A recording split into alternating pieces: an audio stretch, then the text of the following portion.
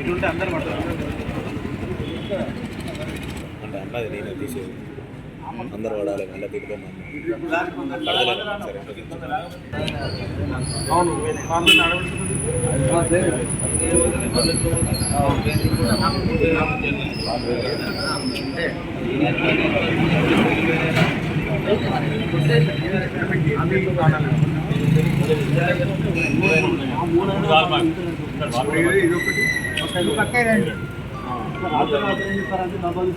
ఈరోజు Jammikunta car drivers owner association వారు ఈరోజు వారందరూ కూడా పిలిచి మున్సిపల్ చైర్మన్గా ఎన్నికైన తర్వాత నాతో పాటు మా వైస్ చైర్మన్ గారిని ఆహ్వానించి చిన్న సన్మాన కార్యక్రమానికి ఏర్పాటు చేయడం జరిగింది.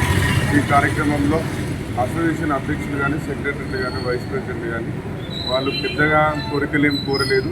ఇక్కడ గత 30 సంవత్సరాలుగా కార్లన్నీ కూడా ఇక్కడ నుంచే ప్రయాణం స్టార్ట్ అయిపోయి మళ్ళీ తిరిగి ఇదే గమ్యస్థానం కనుక ఈ ఫ్లైఓవర్ కింద ఉన్నటువంటి 3 బ్లాక్స్ని 1, 2, 3 బ్లాక్స్ని మున్సిపల్ వాళ్ళు ఎవరు కూడా ఆక్యుపేషన్ చేయకుండా పూర్తిగా మా కార్లు ఇక్కడ పెట్టుకొని పార్కింగ్ పెట్టుకొని ఇక్కడ నుంచే స్టార్ట్ అయ్యి మళ్ళీ ఇక్కడనే పార్కింగ్ చేసుకునే విధంగా మాకు ఎటువంటి ఇబ్బందులు కలగద్దని చెప్పి వారు కోరడం జరిగింది.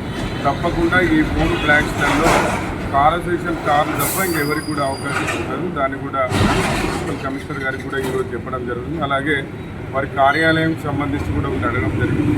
మీరు ఎక్కడన్నా ప్రభుత్వ భూమి కనుక ఉంటే అది మా దృష్టి తీసుకురండి. దాన్ని సంబంధించిన ఎంఆర్ఓ గారికి స్వయంగా మేమే మున్సిపల్ నుంచి లెటర్ పెట్టించి మీకు ఒక కార్ అసోసియేషన్ కార్యాలయం ఉండేటట్టుగా ఆ కార్యక్రమాన్ని చేసుకుంటూ ఇక్కడ ఉన్నటువంటి కార్ అసోసియేషన్ డ్రైవర్స్ ఓనర్స్ కానీ చాలా సంవత్సరాల నుంచి రోడ్డు మీదనే జీవనోపాధి పొందుకుంటూ అనేక ఇబ్బందులు పడుతున్న ఈ తరుణంలో ఇంతకుముందు మా వైస్ చైర్మన్ గారు చెప్పినట్టు ప్రభుత్వ సంక్షేమ పథకాలు మీరు ఏ వార్డులోనైనా ఉండని పర్లేదు. మీ అధ్యక్షులతో ఈరోజు ఫలానా 12వ వార్డులో ఉన్నారు, ఫలానా 19వ వార్డులో ఉన్నారు, ఫలానా 23వ వార్డులో ఉన్నారని చెప్పి వాళ్ళు పూర్తిగా ఎలిజిబుల్ అని కనుక మీరు మా దృష్టికి తీసుకొస్తే తప్పకుండా ఆ వార్డు ఆఫీసర్ కానీ ఆ వార్డు కౌన్సిలర్తో మాట్లాడి తప్పకుండా రోడ్డు మీద జీవనాధిపతి పొందుతున్నటువంటి మీకు మొదటి ప్రియారిటీ ఇచ్చే విధంగా సంక్షేమ పథకాలు మీకు అందే విధంగా కార్యక్రమాలు తీసుకుంటామని ఇంత మంచి కార్యక్రమానికి మమ్మల్ని ఆహ్వానించినందుకు మీ అందరికీ పేరు పేరున కృతజ్ఞతలు, ధన్యవాదాలు. మున్సిపల్ పాలక వర్గం అందరూ కూడా మీకు ఒక సోదరులాగా ఈ 5 సంవత్సరాలు పనిచేస్తామని తెలియజేస్తూ మన డ్రైవర్ సోదరులు నాకు వాళ్ళంతా కుటుంబ సభ్యులు.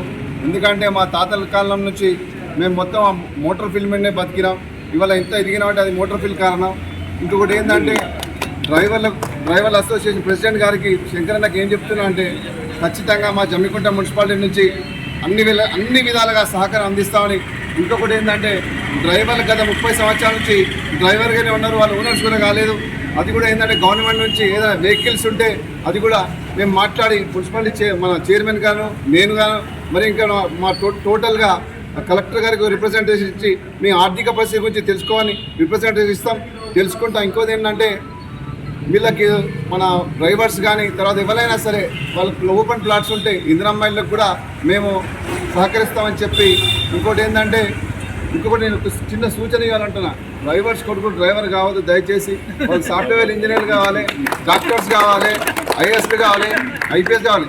ఇంకొకటి మంచి ఇన్స్పిరేషన్ స్టోరీ చెప్తా నేను. కొత్తగూడెం ఇవాళ మన చైర్మన్ ఉన్నాడు మేయర్, ఆయన auto driver. First BRS MPTC ఆయన పేరు గణేష్, బీఆర్ఎస్ ఎంపీటీసీ. ఇవాళ ఆయన చైర్మన్ స్థాయికి ఎదిగింది. మీరు కూడా చైర్మన్ స్థాయి కాకుండా కౌన్సిలర్ స్థాయి ఎదగాలని మనస్ఫూర్తిగా కోరుకుంటూ సెలవు తీసుకుంటున్నాను.